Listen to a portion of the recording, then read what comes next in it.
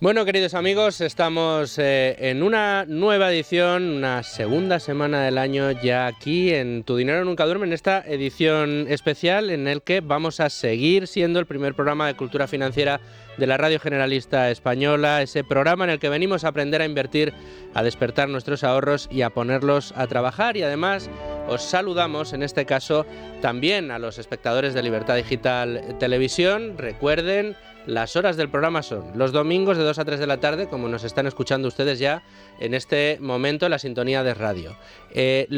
Siempre a cualquier hora a través del podcast en todas las plataformas. Nos pueden ver a partir del lunes de 7 a 8 de la tarde en Libertad Digital Televisión. Muchas gracias, compañeros de Libertad Digital Televisión, que están grabando la sesión de hoy. Y por último, a través de YouTube, también a la hora que quieran, nos pueden escuchar, ver y seguir el programa en esta nueva temporada en la que nos hemos hecho televisivos. Pero las costumbres no fallan, siguen siendo las mismas, y son esas costumbres que me hacen a mí empezar todas las semanas pues diciéndoles que para esto de aprender a invertir me rodeo de los mejores.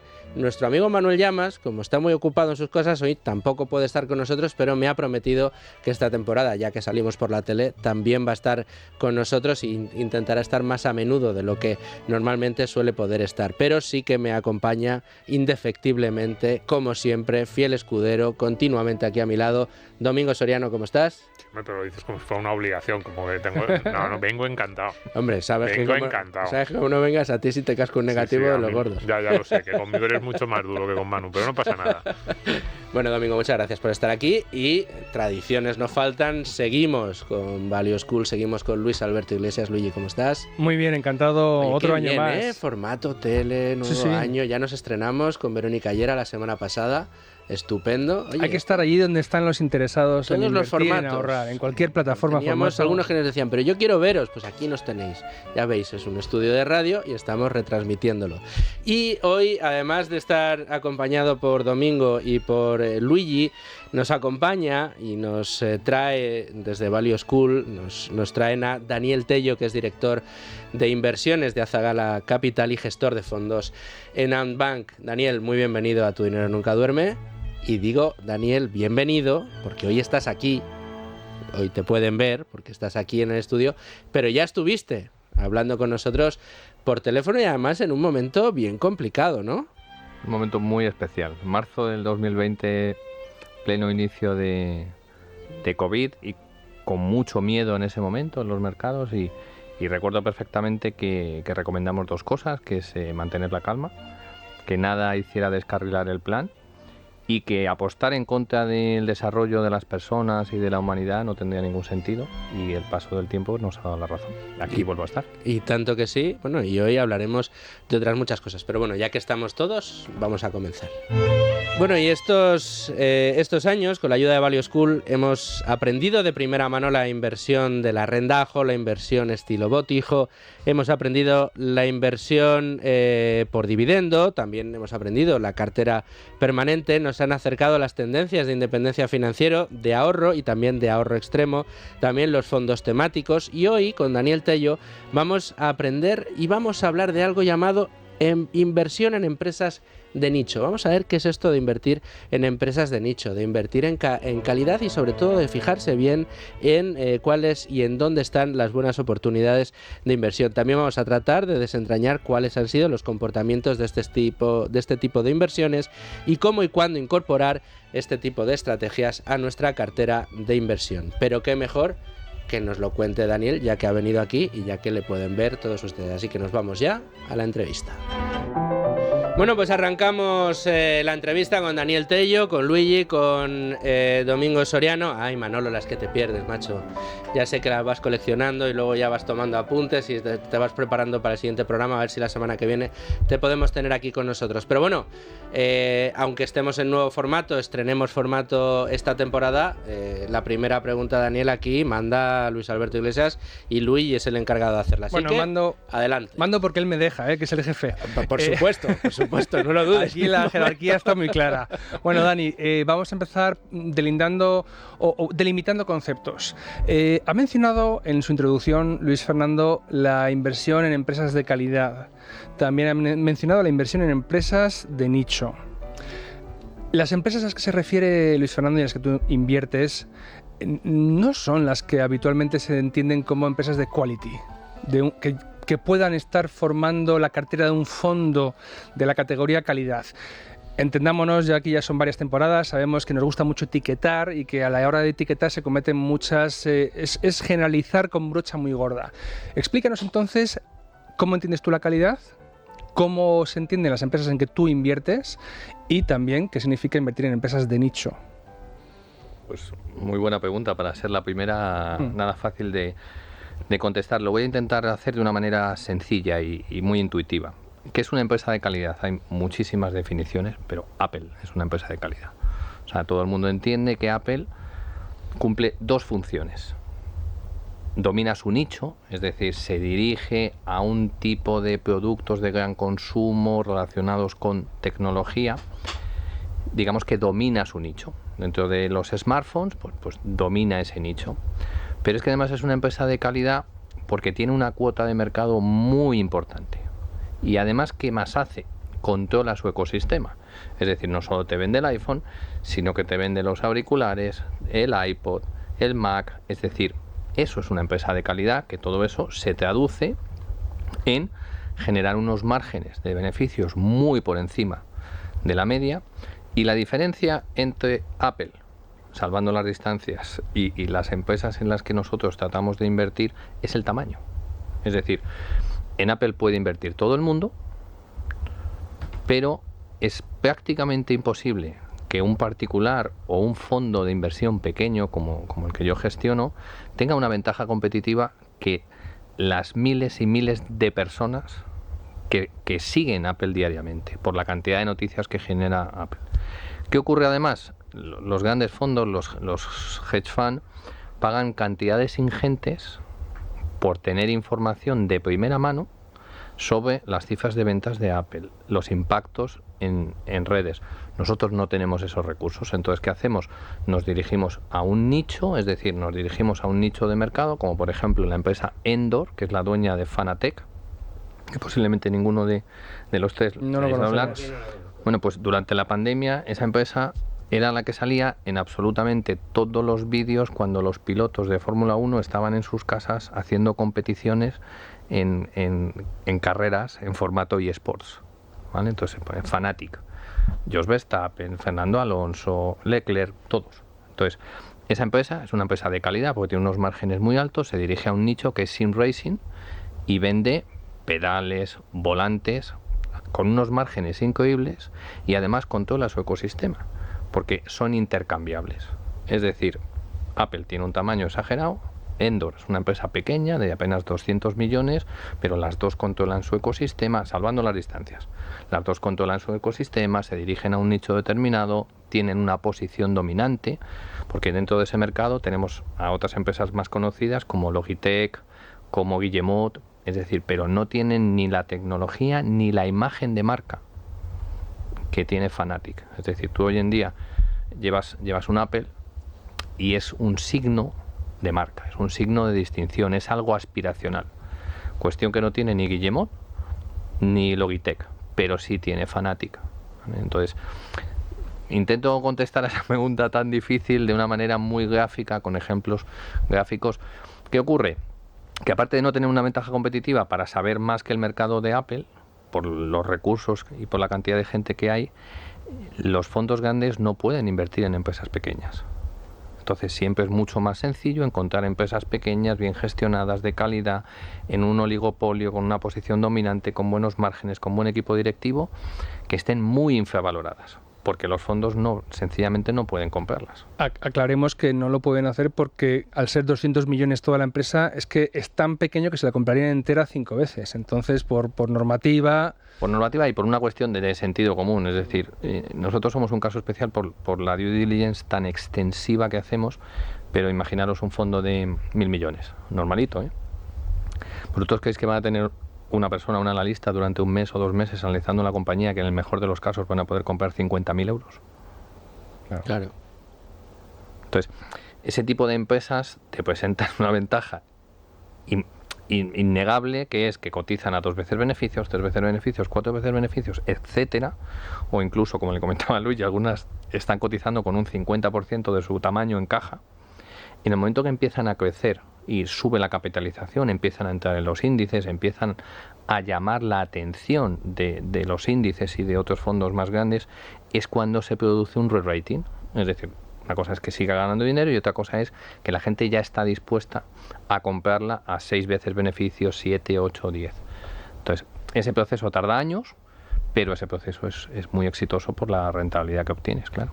Y en tu proceso de inversión, o sea, nos has dicho las características de las empresas, lo que consideras de calidad y lo que consideras nicho. Pero a la hora de buscas por sectores, ¿tiene que ver la calidad de las empresas que buscas o los nichos con determinados sectores? ¿O simplemente haces screenings para encontrarlas? ¿Cómo das? Además, acabas de decir, son empresas que salen del radar de las grandes casas de análisis, con lo cual, bueno, ¿cómo sabe Daniel Tello que ahí está esa compañía y que fíjate qué compañía y qué márgenes, qué tamaño y qué bien está haciendo las cosas?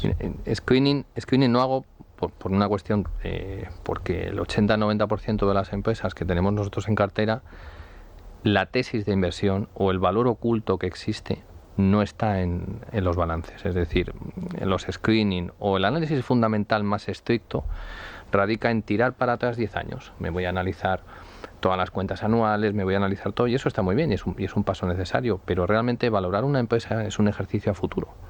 Entonces, conocer en profundidad el negocio de una compañía, los proyectos en los que está inmerso, es una labor de buscar mucha información dispersa, hablar con competidores, hablar con ex empleados, hablar con trabajadores. Eso no sale en un screening, es imposible. ¿Cómo llego a esas empresas? Pues te diría que en una gran mayoría, pues por la experiencia, porque al final son 20 y tantos años en mercado y hay algunos nichos que ya son muy recurrentes, muy recurrentes. El sector financiero es un nicho estupendo. Lo que pasa es que la gente siempre se centra en banca.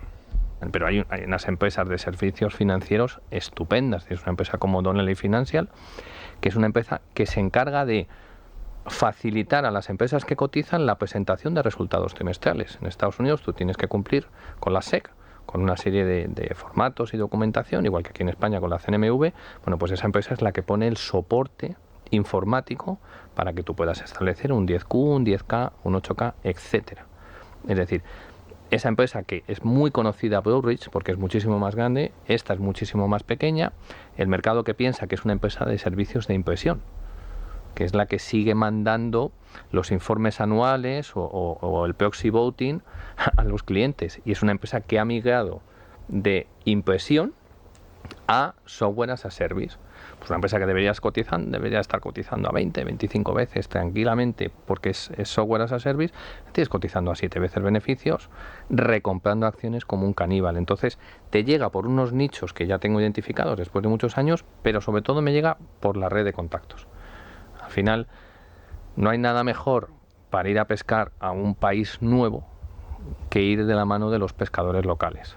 Entonces son muchos años pues con amigos ya personales en Noruega, en Suecia, en Canadá, en Estados Unidos, y compartimos información. Hay algo, no sé si lo he comentado alguna vez, que me llama mucho la atención, porque yo estuve muchos años, 18 años en una sala de tesorería en CK Bank, y ahí tu ventaja competitiva era saber algo que los demás no sabían o saberlo antes que ellos.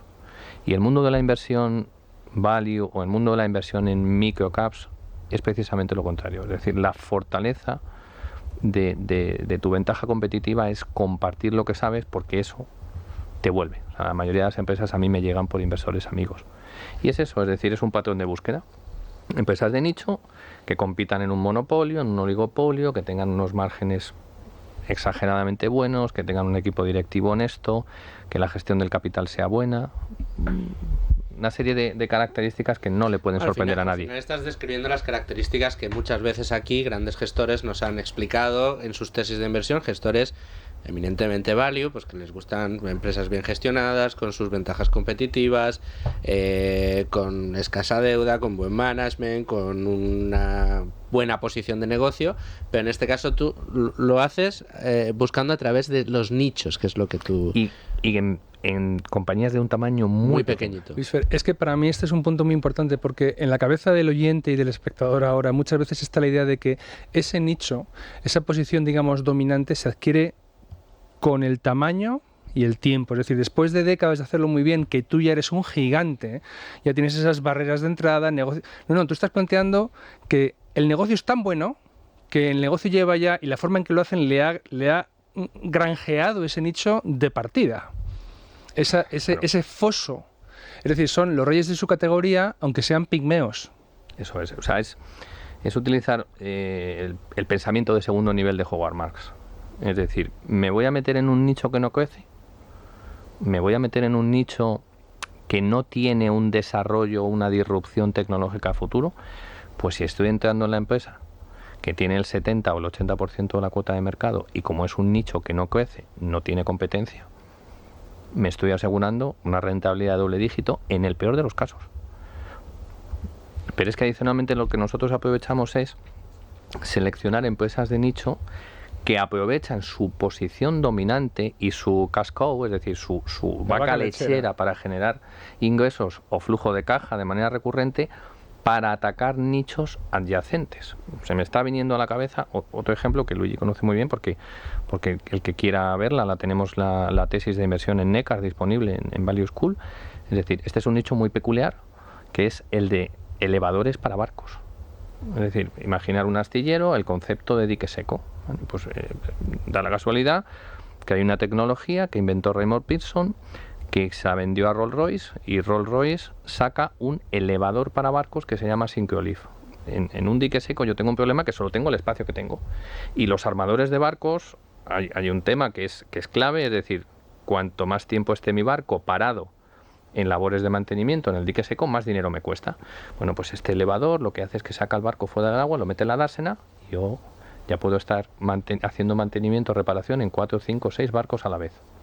Solo hay 2 empresas fuertes en el mundo que atiendan ese nicho: Pearson y Necar.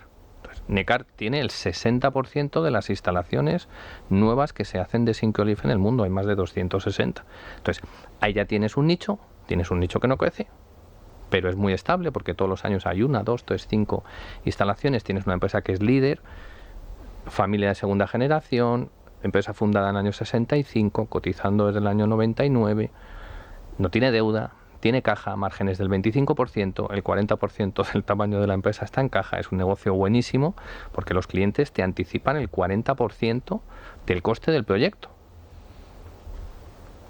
¿Y cómo llegamos nosotros ahí? Pues porque cuando la compramos era una NetNet, que además tenía una situación especial por un litigio. Entonces, aquí ya empezamos a complicar un poco por qué Azagala es tan diferente, porque no solo metemos small caps de nicho, sino que metemos situaciones especiales.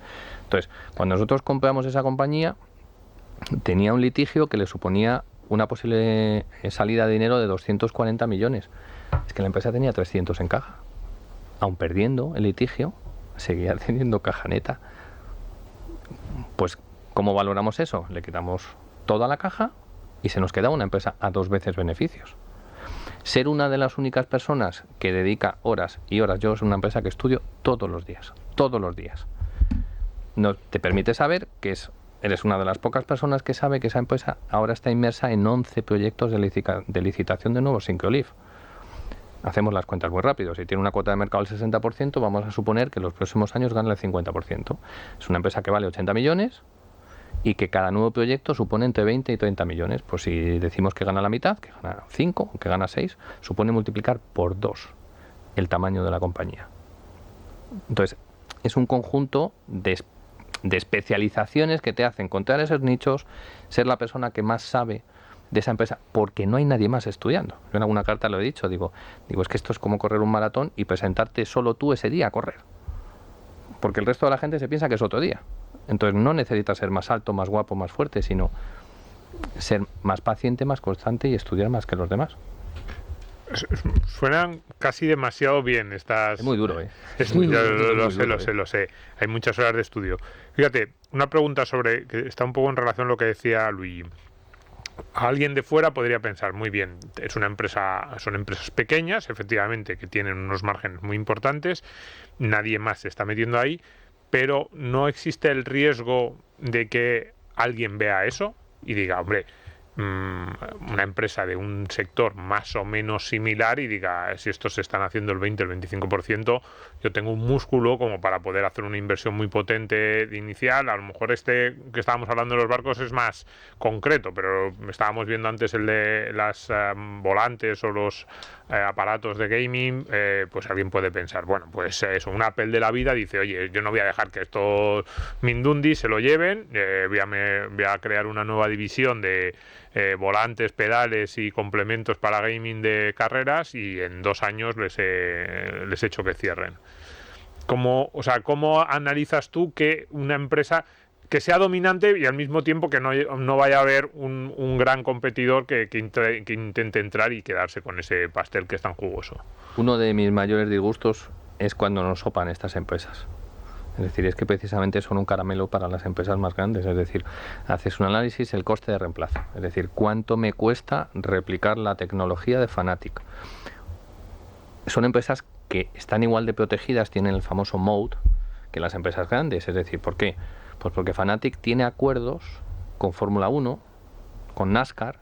Entonces tú no puedes poner en un volante Fórmula 1, no puedes poner NASCAR, porque ellos tienen la licencia. Es decir, existen las patentes, como en el caso de NECAR o aquí como en el caso de Fanatec.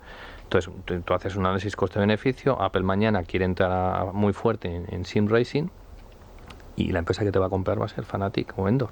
O sea, no te va a comprar ni Guillemot ni... ¿Y por qué dices que te cotizan muy baratas y yo me llevo un disgusto? Te las compran mucho más baratas de lo que tú crees que valen. Te pagan el doble.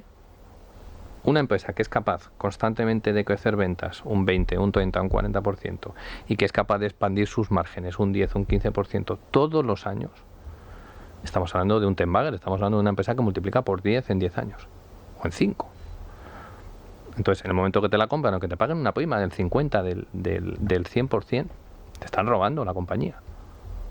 Nos pasó un caso, el mayor disgusto que me he llevado fue cuando nos compraron una empresa impronunciable en Suecia, International Engelska Skolan, que es un modelo de colegios privados en Suecia. Es un caso súper chulo, porque allí la educación pública es gratuita y la privada es gratuita.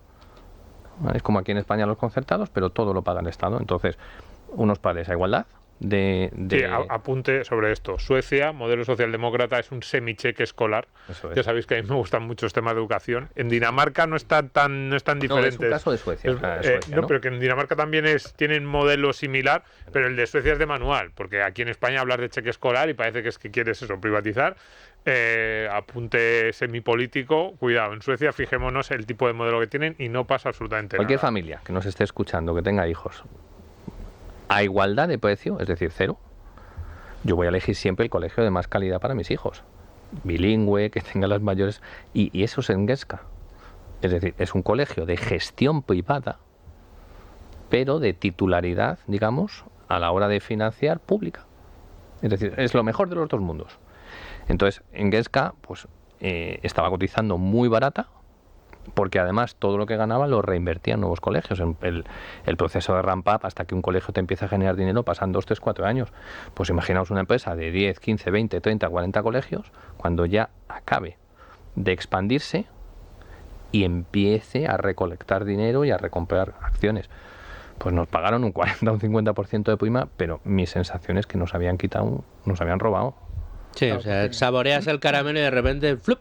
Te lo... Entonces, decía él, digo... Y ahí no se puede hacer nada, quiero decir, quedarte, decir, pues no vendo mi participación o es peor, porque en la nueva compañía no vas a recibir el... Es peor, ¿por qué? Porque esto nos lo quitó un private equity que estaba dentro de la compañía, que sabía lo que valen las cosas. Entonces, si el mercado no refleja la valoración correcta de una compañía, siempre llega alguien con más dinero que tú y se lo lleva. Entonces, ser pequeño indica muchas veces ser más precavido que los demás y quedarte en una posición minoritaria sin liquidez, donde la empresa te puede hacer prácticamente lo que quiera, no tenía ningún sentido. Bueno, pues cogemos el dinero y buscamos otra empresa que afortunadamente pues hay muchas, hay más empresas de las que la gente se piensa que no son invertibles por la mayoría de los fondos. En Estados Unidos solo hay más de 10.000.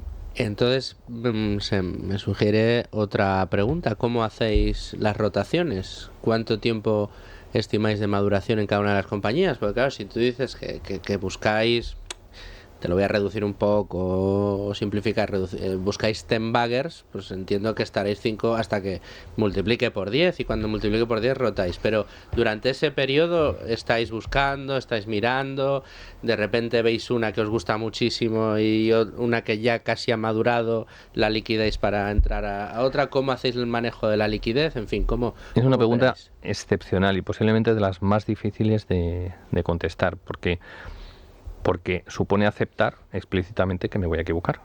Es decir, no hay cosa peor en este mundo que vender. Porque si la empresa sigue subiendo, te has equivocado. Y a lo mejor si la empresa cae después de vender, tú la has vendido por unos motivos y la empresa cae por otros diferentes. Entonces, yo asumo con naturalidad que no voy a acertar en todo. Y de hecho, me voy a equivocar. Y si no me equivoco, encontraré maneras diferentes de equivocarme con absoluta certeza. Lo que sí somos, a diferencia de mucha parte del mercado, es muy pacientes. Entonces nosotros, cuando incorporamos una empresa al fondo, exigimos un mínimo de un 50% de rentabilidad a 3 años. Pero eso no es estático. Es decir, si la empresa cada año es mejor, nosotros la mantenemos en cartera porque actualizamos nuestros modelos. Entonces, tenemos empresas, el caso de Nekkar, que os he comentado antes, es muy evidente que es una empresa que vale mucho más de lo que está cotizando, pero es que con el dinero que obtiene está atacando en Noruega 2 sectores gigantescos como la cría de salmón de una manera revolucionaria y el sector de energías renovables de una manera revolucionaria.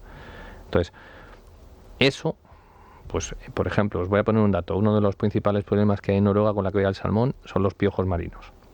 Un productor medio en Noruega se gasta 1 millón de euros por tratamiento al año y suelen hacer de 5 a 6 tratamientos. Todo Nekkar son 80 millones. Imaginaros el impacto que tendría que fuera capaz de atacar ese nicho, que hay 4.000 jaulas abiertas con una solución cerrada, solo en un país como Noruega, que viene a salvar tratamientos que cuestan 5 o 6 millones. Entonces, merece la pena esperar. ¿Por qué? Pues en el peor de los casos me estoy llevando una empresa que me da un 15% al año, y si tengo éxito, en el mejor de los casos, en 5, 10 o 15 años me estoy llevando una empresa que puede multiplicar por 10, por 100. Entonces es muy difícil acertar con ese tipo de cosas. Otras empresas, pues por ejemplo Paradox, es una empresa de videojuegos en Suecia, que es un sector más maduro. Lo que pasa es, este es un nicho de juegos de estrategia, a lo que juegan los cuarentones como yo. Y entonces un tío como yo que se tira 400 horas aprendiendo a jugar un juego, no te va a dejar de comprar luego DLCs o expansiones de 20, 30, 40 dólares. Ahí sí vas jugando con el precio y con la valoración. Pues en diciembre hemos reducido porque estaba un múltiplo bastante más exigente, pero seguimos invertidos en la compañía. Entonces con las empresas que tienes que tener paciencia, vas teniendo paciencia, pese a que me vaya a equivocar, las venda o no las venda. Y hay otras empresas más maduras que tienen un crecimiento más lento, más sostenido, donde ahí puedes jugar con el precio y los pesos. Dani, ¿cuántos de estos 10 baggers has tenido? Lo digo porque se ha mencionado el término varias veces, empresas que multiplican por 10, y no quiero que los oyentes piensen que esto es frivolidad por nuestra parte. Es decir, que no, hablan como si fuera tan fácil o como si fuera posible. En Bagger es que multiplica la cotización. Es Sí, decir, por 10. una 10 empresa que veces. esté ahora, por eso digo, que esté ahora a 2 euros por acción, pues que después de ese Bagger se ponga a 20, que es muchísimo, evidentemente. Claro. Pues imaginémonos lo eso, que es tener invertido 1.000 euros, pues... Digo, para que no piensen que es un farol, está empezando, porque es que cuando a lo mejor en Value nos ocurre que decimos, no, sacarle al mercado así a largo plazo, anualizado un 6%, ¿a dónde vas tú un 6%? Dices, oye, que no es... Dinos. Nekkar, hemos estado hablando de ella. ¿Es uno? Nekkar es una empresa que... Sigues ahí. A pesar de que, o sea, porque esto también es muy importante. Perdona, una Nekkar empresa ha que ha sacado multiplicado por 10 y todavía estás y ahí. sigues ahí. Lo que luego se ha caído es que las empresas suben por unos motivos y caen por otros. Nekkar empezamos a comprarla en 2 y pico, cerca de 3. El 18 de noviembre de 2019 sacaron la noticia de la reclamación de MacGregor, que les pedía 240 millones por una noticia corporativa, por una operación de M&A, y la cotización se fue a 1 y pico. Estuvimos comprando y relativamente en 2021 se fue a 12. Ahora está en 6. Sí. La valoración era muy sencilla en 1 y pico, es decir, como os decía, le quito la caja. Y me quedo con una empresa pues que me la están dando a 2 veces beneficios, con todas las características de calidad que hemos hablado. Sí, y con todas las dificultades que la hacen inversión value, vamos a decir. Es decir, empresa en apuros o negocio sujeto a tensiones, pero que ves que son resolubles. Sí, pero fijaos, estamos acabando el tiempo de entrevista, ahora vamos a entrar en tertulia, pero fijaos que ¿por qué en este programa nos gusta... siempre se habla de generalidades, pero hay que matizar. La inversión de Dani tenemos criterios value evidentes, pero ha hablado de empresas que doblan beneficio o tienen beneficios a doble dígito durante prácticamente toda su vida. No de una manera lineal, porque esa es a lo mejor la miopía del mercado, que no podemos caer ahí. Es decir, una empresa cuando reinvierte una buena parte de su beneficio en crecer, eso no llega a la cuenta de resultados. Bueno, pero te exige a ser un poco más cirujano y decir, oye, ¿ha generado el doble de caja este año? Sí. ¿Está en el beneficio? No. Como el caso que os comentaba de los colegios en Suecia. Correcto. Sí, bueno, pero que crece un poco a ese ritmo, con lo cual entraríamos dentro del criterio growth.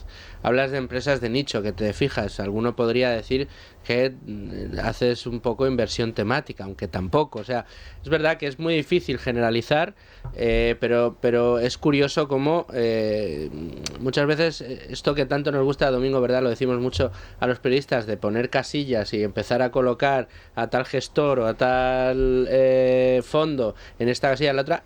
Hay fondos a los que les gusta encasillarse, decir, yo soy un fondo temático, yo soy un fondo growth, o yo soy un fondo, pero en este caso, en Azagala, dentro de tu ámbito de profesional, pues estás combinando una serie de factores que estás dando muy buenos resultados. Azagala es muy difícil de encasillar, y si a mí me tuvieran que poner una etiqueta, diría, es un inversor completo, lo más completo posible. Pero es que además te lo voy a complicar más. Es decir, es que en Azagala, aparte de eso tan diferente que hacemos, lo combinamos con crédito, es decir, invertimos en renta fija de compañías, en estructuras de deuda, incluyendo convertibles, que no hace nadie en España, y todo eso lo hacemos con mucha liquidez, con un 10%, 15% de liquidez, de manera permanente. Bueno, pues si te parece, nos vamos a poner a discutir ahora sobre esto último que nos has dicho, pues nos has dejado botando una pelota estupenda para la tertulia. Bueno, pues después de la entrevista vamos al tiempo de tertulia. Macho, que tienes la primera pregunta, ya me estás reclamando el primer turno de palabra también. Yo quiero volver a lo de las etiquetas que tú decías de los periodistas. Sí. Yo creo que no hay que ser perezoso, es decir, a mí las etiquetas me parecen pereza. Pereza porque no te molestas en entender el gestor o el fondo y te conformas con la etiqueta que te lo encasilla. Sí. Y eso me parece que no es un buen criterio para invertir bien, porque, bueno... No, estoy totalmente de acuerdo contigo. Hay que esforzarse en entenderles a ellos y lo que hacen. Estoy totalmente de acuerdo y gracias a Dios aquí tenemos un programa en el que vamos y profundizamos y nos salimos de las etiquetas y buscamos 3 pies al gato y mostramos estilos de inversión en los que... A mí hay algo que cada vez que se acerca a alguien a preguntar, pero ¿y por qué te gusta este gestor? ¿O en qué fondos confías? Bueno, pues te voy a explicar. No, pero dime cuál. No. Si lo importante es... pero ¿te gustan los value? ¿Te gustan los growth? No, perdóname. A mí me gusta hablar con los gestores, o escucharlos, o ver sus entrevistas, o leer sus cartas y entender el motivo por el que han decidido confiar su dinero en esta compañía o en aquella. Leer sus tesis de inversión. ¿Por qué? Pues porque es una manera mucho más sencilla de comprender ese proceso de inversión.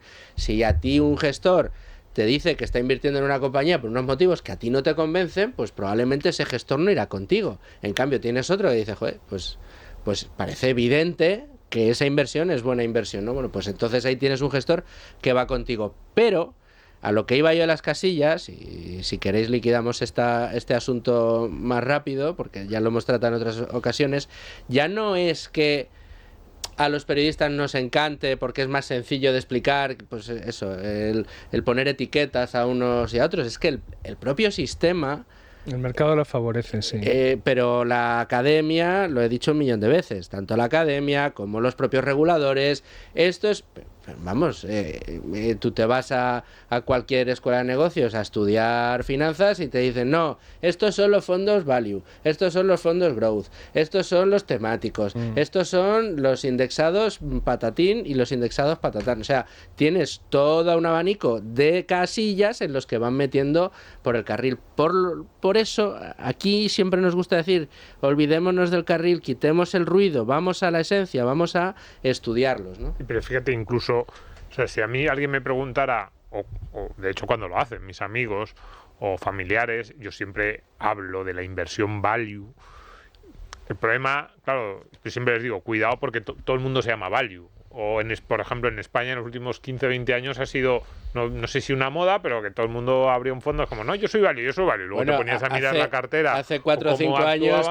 Hace 4 o 5 años... Ha habido algún momento de más o menos moda, pero luego te ponías a mirar cómo actuaban o cómo gestionaban la cartera y decías, pero esto no es value o no es lo que yo llamaría value. Claro, este tipo de análisis como el que nos ha hecho Daniel, yo digo, pues claro que es value, o sea, me da igual, no sé cómo se denominaría él, bueno, él ha dicho completo, Está bien. pero yo, al concepto de value que yo le doy, que es comprar más barato, conocerse la compañía a fondo, saber que tienes una ventaja sobre el resto de los inversores porque tú conoces algo mejor la compañía y eres capaz de decir, esto vale 200 cuando el mercado lo está valorando en 50, dices, no, es que vale 4 veces más. Eso es, para mí ese es el value. O sea, al final luego dices, no, y value pues es Buffett ahí con su Apple y su cartera, que son todo compañías muy conocidas, y es esto que nos está explicando Daniel. Lo que pasa es que como compres todo lo que se anuncia como value, te puedes llevar un susto, porque es que hay mucha... Claro, a la etiqueta exitosa todo el mundo se anima. Y si buscas por la categoría value, probablemente no encuentras una zagala, porque no está ahí.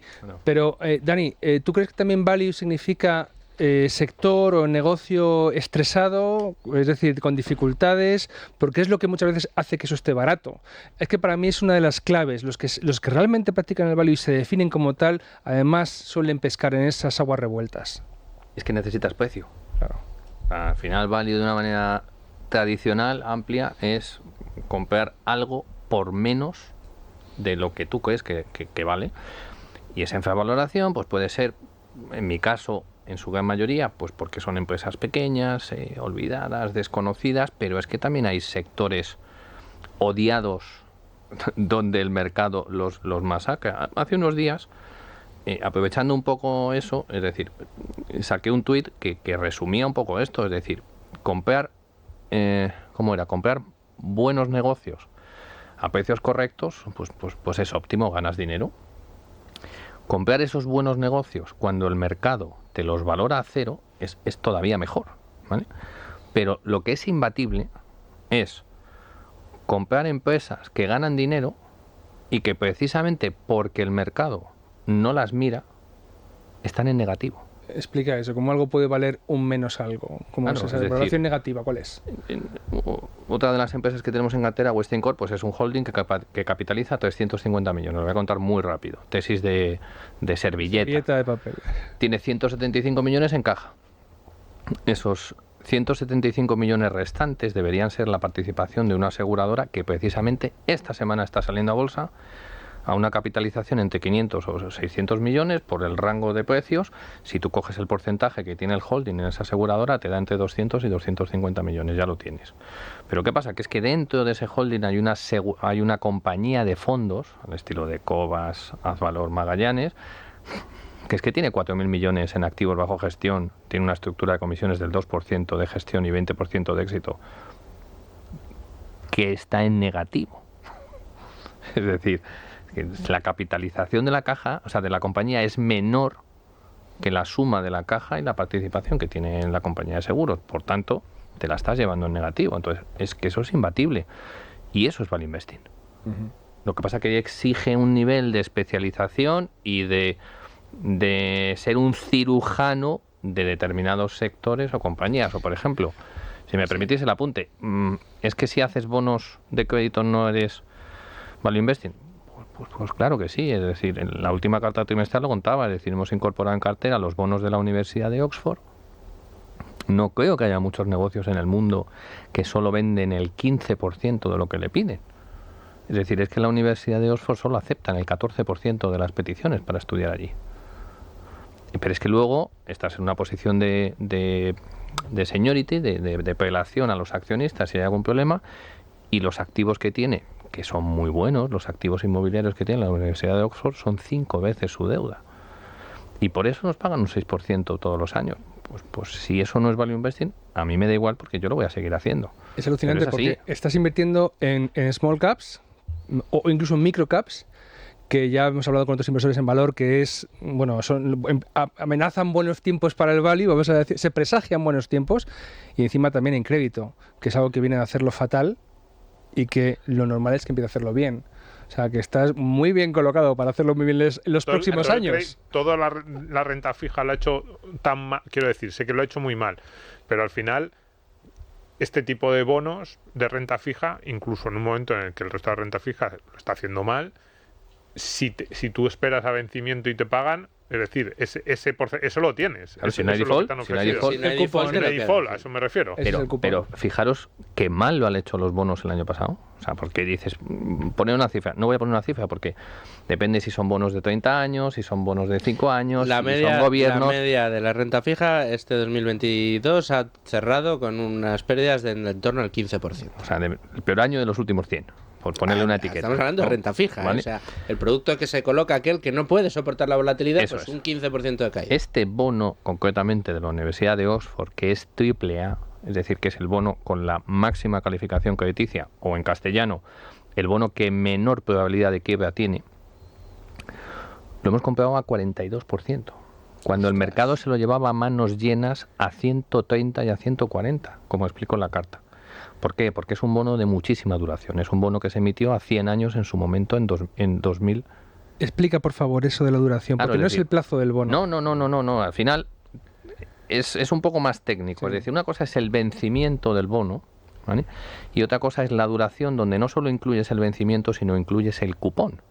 Entonces, ese tipo de bonos emitidos en un momento donde todo el mundo pensaba que nunca jamás íbamos a volver a tener inflación por la globalización, etcétera, hizo que muchas empresas o emisores tomaran ventaja endeudándose, emitiendo bonos a plazos muy largos. Estando las curvas totalmente planas, pues ahí tienes empresas que se han emitido, o sea, se han endeudado al 0, al 0,5, al 1, al 2. Entonces, cuando tú emites, un bono con un vencimiento muy largo y un cupón muy pequeño, la duración es muy grande. ¿Sabes? Porque para empezar a recuperar tienen que pasar muchos años de cupón. Eso es. ¿Sabes? Entonces, ese es el problema. Y esos bonos son muy sensibles a los cambios en las expectativas de inflación. Entonces, ese bono comprado en el mes de septiembre, aderezado con toda la movida del Reino Unido, ahora meto a un nuevo primer ministro, más todo el problema que hubo con los fondos de pensiones allí, por los apalancamientos, etcétera, que si lo contara hoy, pues nos estábamos aquí 2 horas, hizo que la gente saliera huyendo de ese tipo de activos. Y recordar, bueno, de Oxford, al 42%. Recordemos también los bonos, la deuda se compra en porcentaje. En precios, sí. Eso claro. Es. O sea, un 42% estás comprando con un descuento en 58. Del 58. Ahí realmente, o sea, no estás apostando para llegar al vencimiento que es en 2117. Estás comprando un buen activo que paga un cupón del 2,52,5, si no recuerdo mal, pero claro, 2,52,5 sobre 100.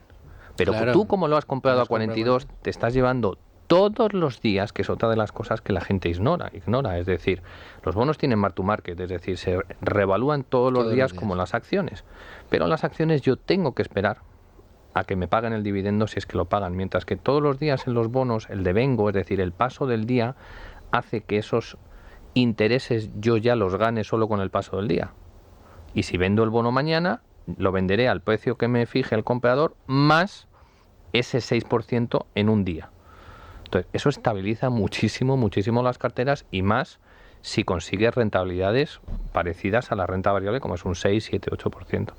Claro, esto en renta fija lo hemos visto con Rafa Valera en otros programas de Buy and Hold, el cómo, y también yo creo que Pablo Martínez Bernal, hablándonos del bond picking de Amiral, también nos explicaba cómo se puede encontrar valor también desde una filosofía no muy parecida, pero sí muy en sintonía con el value investing, buscando buenas compañías con deuda. Pues la renta fija en general lo ha hecho mal, es que claro, dentro de la renta fija la deuda pública domina sobre el resto de deuda, y es la que impera las subidas y las bajadas, y el comportamiento ha sido muy malo. Pero evidentemente si tú tienes deuda de empresas que por falta, bueno, en este caso los bonos de Oxford dices que eran AAA, Son AAA. Eran y son AAA, pero también se pueden encontrar compañías que están emitiendo deuda, que están fuera del análisis, no tienen grado de inversión, ni siquiera están rankeadas, pero si tienes el estudio hecho de que es buena compañía, de que va a devolverlo, de que no vas a tener problemas, generalmente vas a encontrar cupones más interesantes. Ahí a lo mejor en deudas a más corto plazo, pero con un cupón interesante, pues tienes muy buenas oportunidades también, ¿no? Sí. Y además la gente se va a encontrar con que, bueno, lo primero, como decía Howard Marks, lo importante no es como un bono esté rateado, o sea, lo importante es que el bono se pague. Sí. Entonces hay muchas empresas que no... Ese es el riesgo de los bonos. Claro, que no necesitan un rating porque saben que tienen una base inversora fiel, que la conocen y no necesitan una agencia de calificación a la que pagarle 50.000, 100.000 o 200.000. Segundo, hay inversores en renta fija que este año se van a dar cuenta cómo los bonos se amortizan de manera anticipada. Porque si una empresa mejora el crédito, es decir, si una empresa mejora sus fundamentales, la empresa no necesita seguir pagando una deuda a un coste elevado emitido durante el COVID. Por ejemplo, sectores donde esto está ocurriendo y va a ocurrir. El sector más dañado durante el COVID. Recreo vacacional, compañías de avión, etcétera, etcétera. Tenéis el caso de Amadeus, que además Amadeus es una empresa en la que estuvimos hablando cuando estuve aquí en marzo de 2020. Es decir, Amadeus ya está recomprando bonos, está devolviendo deuda de manera anticipada. Oye, Dani, esto por terminología, esto es lo que se conoce como colear un bono. El call, cuando un bono es callable, que es reclamable, es que la empresa se reserva, el emisor se reserva el derecho de amortizarlo anticipadamente. Y esto es lo que tú estás comentando, ¿no? Cuando colean un bono es que lo retiran del mercado porque lo repagan antes de que llegue al vencimiento. Porque no necesitan, o sea, tienen un exceso de liquidez, un exceso de caja y no necesitan ese nivel de endeudamiento, lo retiran. Segundo, porque pueden arbitrar instrumentos de capital. Entonces, perfectamente ese bono por el que están pagando un 2, un 3, un 4, un 5%, lo pueden refinanciar a corto plazo con una línea de crédito o con cualquier otro tipo de instrumento. Hoy, creo recordar, he visto una noticia de Prisa. ¿De Prisa? Que iba a amortizar una deuda alta y iba a sacar un bono convertible al 1%. Es decir, eso financieramente tiene todo sentido. No conozco la compañía, no conozco las cuentas, pero cambiar deuda cara por deuda barata tiene mucho sentido. Entonces, eso es lo que van a ver este año muchos inversores, que va a pasar. Es decir, oye, ¿por qué si todo ha mejorado voy a seguir pagando esto? Entonces, es que si no hace eso Prisa, no puede pagar. Es que a lo mejor ese es el problema que tiene. A lo mejor ese es el problema, que está tan endeudada que se tiene que quitar lastre. Domingo. Sí, la verdad es que está muy bien el tema de la deuda fija, de la renta fija, pero a mí me interesaba la otra parte de cómo terminabas la entrevista. El tema polémico de la liquidez. Ah, sí, claro. Claro, no, sí, es que lo tenía aquí apuntado. Además, nos estábamos yendo ahí la renta fija y decía, cuidado, la liquidez. ¿Por qué? Porque suena contradictorio. Suena contradictorio que haya tantas oportunidades tan buenas, incluso las que ya sabes. Dices, no, pues es que no veo más oportunidades. Bueno, pues alguna de estas que dices que está en PER 2 casi o está en negativo, métele ese 10%, ¿no? Que decías que tenías. ¿Cómo justificamos esto? No sé.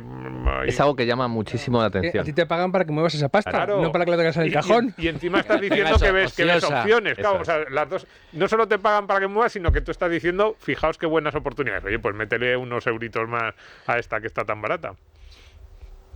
No se puede gestionar igual una cartera personal que una institución de inversión colectiva. Entonces tienes que cumplir una serie de ratios. Y no es el ratio de liquidez, que es el 1 y pico, sino que tienes que cumplir unos criterios de diversificación, de pesos. Ya te podría decir 4 o 5 compañías que le metería el 10% del fondo sin ningún problema. El problema es que no puedo. Segundo, ¿Qué problema tienen las instituciones de inversión colectiva o los instrumentos de inversión colectiva? Que la entrada es libre y la salida es libre. Entonces nosotros somos un fondo sin una trayectoria extensa, empezamos en 2019, 2020 hicimos un más 14, 2021 hicimos un más 22, pero el año pasado hicimos un menos 26. Entonces yo tengo la suerte de tener los partícipes que tengo que son fieles y que se han incrementado las aportaciones periódicas. Pero mañana un partícipe quiere salir y tiene todo el derecho del mundo a recuperar su dinero. Si tú no tienes liquidez, te ves obligado a vender la posición que quieras y consolidar pérdidas. Y normalmente cuando los partícipes salen no es porque ganan mucho dinero. Mirad al valor este año cómo está creciendo. Sí. ¿Vale? Tercero y más importante, aparte de todo lo que os he dicho, nosotros también hacemos opciones. Entonces usamos una parte de la liquidez para optimizar esa liquidez vendiendo opciones. Tenemos una posición en la que queremos entrar, nos marcamos un precio, pues empezamos a vender opciones por debajo. ¿Que nos las ejecutan? Estupendamente. Hemos mejorado el nivel de entrada. Y para arriba igual. Es decir, tenemos un nivel de venta a 35, como hicimos con Clarus, se fue a 32, 33, pues empezamos a vender calls a 35 y a 40. Se cayó, nos llevamos la prima. Pero es que además, esto lo dice Joel Greenblatt en sus clases de Columbia, y es así. O sea, yo os invito a que elijáis la acción que queráis. Y en un año, entre el mínimo y el máximo, os tira un 40%. Con lo que realmente tener esa liquidez te permite elegir tú el momento de entrada en los activos de tu cartera, no en depender de la liquidez que te meten tus partícipes o nuevos partícipes. Entonces yo sé que es un tema polémico, pero es un tema que funciona. Bueno, y es un tema en el que has explicado perfectamente que tienes una estrategia clara con respecto a la liquidez del fondo. Que efectivamente, ¿puedes decir cuánto tenéis bajo gestión o no se puede? Sí, 5.800. 5.800, bueno, pues oye, quién sabe si después de este programa empiezas a notar subidas, pues la verdad, joder, las tesis a mí me han gustado mucho. ¿Se parecían, Domingo, a alguna que nos ha contado aquí otro de esos gestores a los que hemos invitado, sobre todo al podcast hermano de a La Gran Apuesta, Edgar Fernández, ¿verdad? Compañías muy desconocidas, con unas tesis muy concretas, algunas un poco rocambolescas, pero que también tienen mucho sentido, ¿verdad? Sí. Parece complicado, ¿no? Encontrar este tipo de compañías. A Edgar le gustan más las que están, o sea, las más que están un poco más cañeras, más castigadas. Le gusta el rollo de que... Heavy metal. Sí, el que está todo el mundo señalando y diciendo, eso sí que no vale para nada, ahí se mete mucho. Aquí ha habido alguna de esas, pero ha habido más también, no, oye, con solidez, negocio, pero sí. A mí me gustan mucho. A mí son las tesis de inversión que realmente... Casi iba a decir como aficionado, ¿no? Esto es como público, ¿no? Los que te pones ahí y ovacionas. Luego como inversor, ahí son compañías en las que hay que invertir con cabeza y también fondos, porque son fondos que están sujetos probablemente a más volatilidad, menos liquidez, no tanto el fondo, pero sí la compañía, etcétera.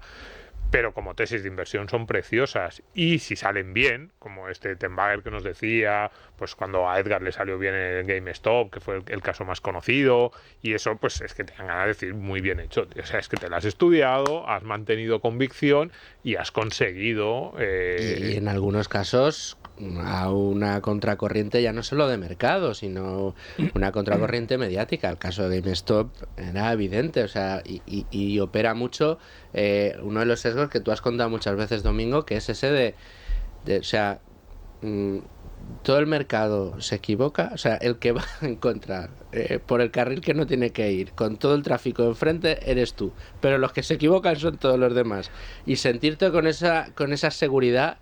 En mi caso es diferente. O sea, Edgar, que yo le conozco bien, o sea, es muy deep value y muy en contracorriente. Pero digo, en nuestro caso GameStop es que no la mira nadie. Todo el mundo. Claro, es que el tuyo no, claro. Es que no la mira nadie. No la mira nadie. Ese es el tema. Bueno, pero en tu caso... O sea, tú ni siquiera es que vayas contra, tú simplemente vas a lo que nadie opina, ni a favor ni en contra. Claro, es decir, esto es lo que subyace. Buena empresa, este modelo, estas son las cuentas y tal. Y cuando tú cuentas la empresa, porque es que yo Necar la he picheado 100 veces, Westin la he picheado 150 veces, gente no le interesa. Dices que esto es muy complejo. Es que Westin tiene 324 informes a leer en SEDAR, que es la SEC canadiense. Y tú ves el organigrama del holding y página 2 y sales corriendo. Entonces, es que la gente no la mira. Oye, Dani, en la primera parte del programa comentaste que a ti las ideas te llegaban por este proceso de poner en común, de puesta en común, pero entonces significaría que muchos gestores o analistas le estáis mirando, con lo cual os estáis saboteando vuestros mejores esfuerzos uno a otro, o no. Es decir, somos 4 gatos. Sois tan pocos que no importa que la miréis los 4 y que invirtáis, la llevéis los 4 en la cartera porque tampoco vais a mover la cotización tanto. La concepción mayoritaria en España y en el resto del mundo es una empresa pequeña, es un chicharro. Sí. Sin mirarla. A mí, como me dijo un director financiero, esa empresa que tienes en el fondo es un chicharro. Y lo digo, dime una empresa grande, y me dijo Día. Digo, Día es un chicharro. Bueno, lo que no es un chicharro es lo que nos has contado aquí. Te agradecemos muchísimo que hayas pasado este ratito con nosotros. Nuestros telespectadores también te lo agradecerán. A través de podcast, recuerden, nos pueden seguir. Y lamentablemente no tenemos tiempo para más. Daniel, sí que queremos que vuelvas y que vuelvas muy pronto y sigamos hablando de tesis, como dice Domingo, tan bonitas como las que nos has ofrecido aquí. Daniel, muchas gracias. A vosotros. Te vemos muy prontito. Luigi, igual, a ti la semana que viene te veo por aquí. Domingo, a ti también. Nos vemos. Manolo, aquí te espero, a ver cuándo puedes venir con nosotros. Y a todos ustedes, señores oyentes, señores espectadores, aquí les espero la semana que viene con asuntos de su interés. Hasta entonces, sean muy felices, amigos. En Es Radio, tu dinero nunca duerme. Un programa en colaboración con Value School.